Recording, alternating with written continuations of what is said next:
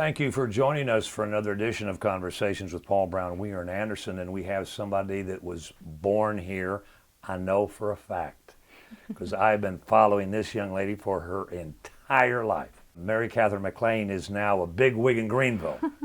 And we're going to talk to her about growing up. She's a twin, and what this pandemic has done for our mental health. Anderson is a very great community, a lot of support in the area, and it allowed me to challenge myself academically. It allowed me to challenge myself from a physical standpoint. I was able to play tennis for Hannah, and it also led me to pursue college at Wofford. I majored in psychology and followed in my mom and my dad's footsteps to a certain extent.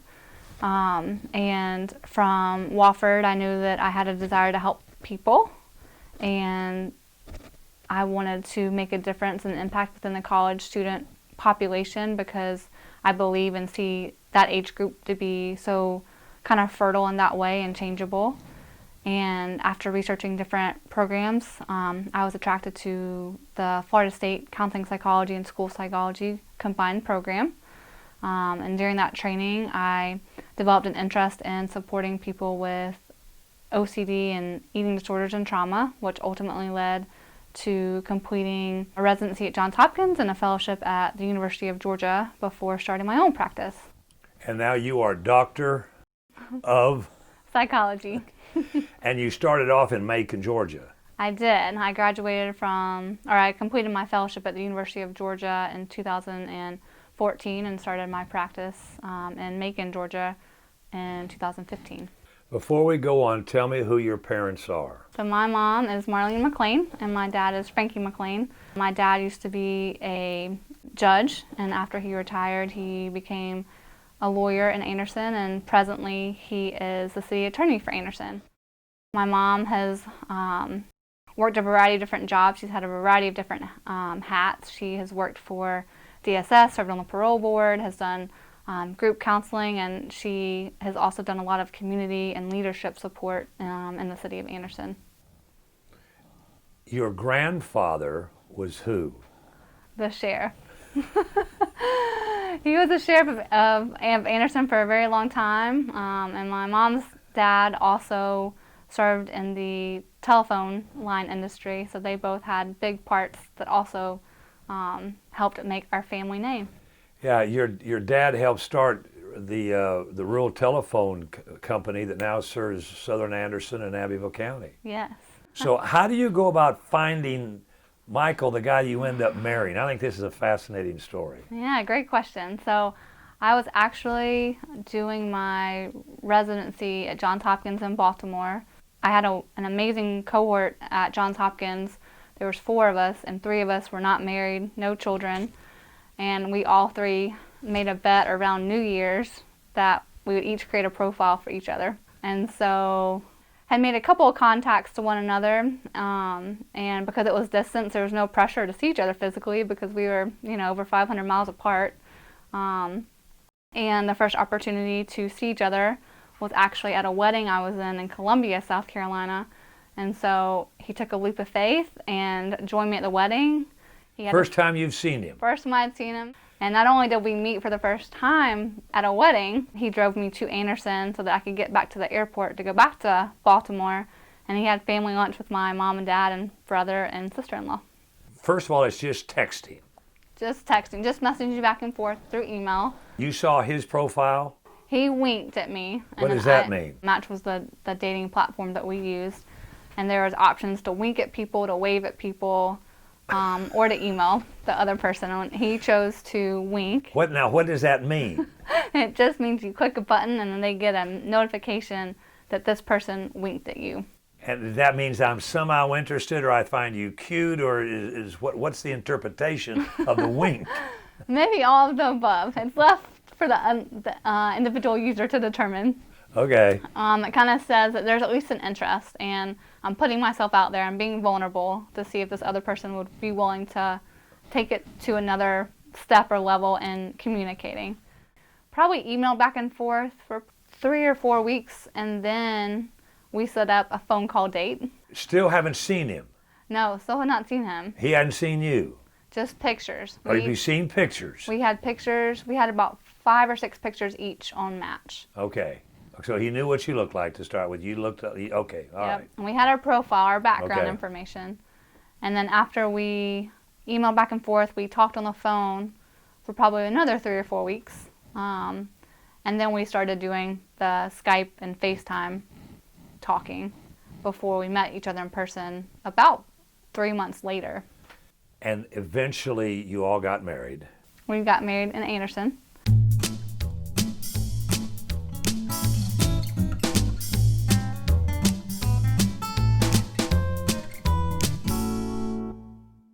Do you remember your first paid client, patient? What do you call them? What are the people that come? Yeah, my first client. Remember it? Oh, yeah. How did that come about? How did you and the patient get together? Yeah, so I had done a lot of word of mouth, a lot of networking. I had a profile on Psychology Today, which is my main networking source. And I joke because I think part of my success was that I was the youngest clinician in Macon by probably 30 years. Oh, my stars. And so I think people, adolescents, college students, even young adults, were looking for someone younger to talk with. So from a licensure perspective, I'm still covered. I'm still keeping my licensure hours up to date with Georgia. They have HIPAA-compliant telehealth services. So Doxy, VC, and Zoom all meet those criteria. And so that was how I was able to still practice ethically, but also work with those clients. And before I transitioned, I had a very honest and transparent conversation with my clients. You know, I'm going to be gone. I'm not going to be here. Do you prefer in person? Do you prefer, do you feel like you're still benefiting? Is this working well? And a lot of people said they didn't want to have to tell their story again, and it would be more work. A lot of people said they felt more comfortable. A couple people had been abandoned by their therapist or psychiatrist in the past, and they didn't want to have to do that again. And then I've also found that some people actually are more comfortable with a lens in front of them. So there's almost like a safety in telehealth with some of those platforms. And I feel like they even allow themselves to open up more than they would even if we were having a direct conversation in person. Because your patients are at home in Macon, at their dining room table, in their bedroom somewhere with a laptop, a computer in front of them. Yes. And you're at your office in front of your computer, laptop, and you're just talking through those screens. Yes. At the end of the hour, from your standpoint, is there any difference in the help that I get through the screen or if I'm laying out on a couch? I would say individually. So you have to look at the person individually. Overall, the pattern I would say is no. There's not any difference. Sometimes it doesn't work for people. Sometimes they need that human interaction, contact face-to-face. From a provider standpoint, sometimes it can be harder because you don't get the physical body language as you might. The energy might be a little different, so you have to work harder to look for those cues that you might not see based on that screen. But overall, I would say 90% of the people have the same experience, have a very similar experience to telehealth, and it gives people flexibility. If there's a late night session because work got out late, if people are pregnant or recently a mom, they can continue to do that without worrying about childcare. If they're traveling and they're in a hotel in Kentucky, then they can do a session there. So it provides some of that flexibility. And you've been in Greenville three years now? Right at 3 years. And you're full up. I'm full. I've been very privileged and blessed again. I think that growing up in Anderson, I had some support and connections to begin with, on top of the Macon connections. And then Dr. Hart and ANMED have been wonderful. And I've also connected a lot with Furman University, PC, Wofford, and Clemson to a certain extent. All right, let's talk about the pandemic. What effect, from your standpoint, do you see this living together so closely for this amount of time is going to have on families 6 months, 9 months, a year from now? Yeah, it's a great question, and one that gets brought up a lot in my work in sessions with clients. And I think there's a lot of uncertainty. What is this going to look like? There are some variables that go into play. What is self-care looking like for those families? How is balance getting achieved? How is communication within those relationships and friendships? What was the support system like and the stability of the relationship or marriage prior to the pandemic? So those are some of the communication relationship variables. And then you add on financial impact. Are the jobs intact? Are people able to work from home? Has that identity changed if jobs have been lost? How are people coping? Is alcohol consumption being increased? How are people's social outlets? Are they completely disconnecting and disengaging? Are they finding ways to connect through phone or through social media or through other platforms? And so I think it can go one or two ways. I think it can make families and relationships stronger, and I think it can make friendships and relationships and family members fall apart, depending on, again, those coping sources and then how healthy the systems are to begin with.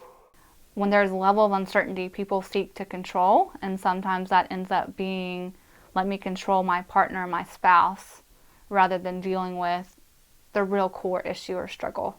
Can we end on a bright note? A year from now, when we all look back on this, or 10 years or whatever, what are we going to say and think and remember about the pandemic of 2020? Yeah, so that's what I try to instill in a lot of my clients is we can't control what happens tomorrow. We can't predict the future. So in this kind of process, how do we get from denial or anger or sadness to a place of acceptance and a place of gratitude or meaning? That's kind of how I like to phrase it. What is the meaning in all of this uncertainty?